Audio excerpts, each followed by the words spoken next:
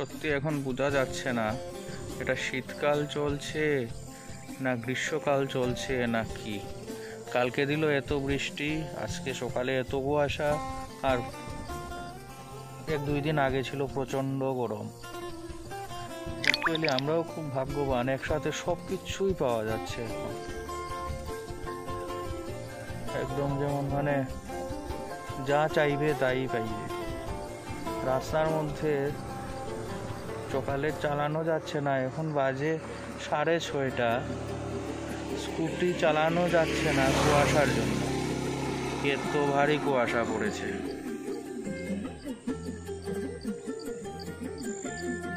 ক্যামেরার মধ্যে হয়তো স্পষ্টভাবে সব দেখা যাচ্ছে না।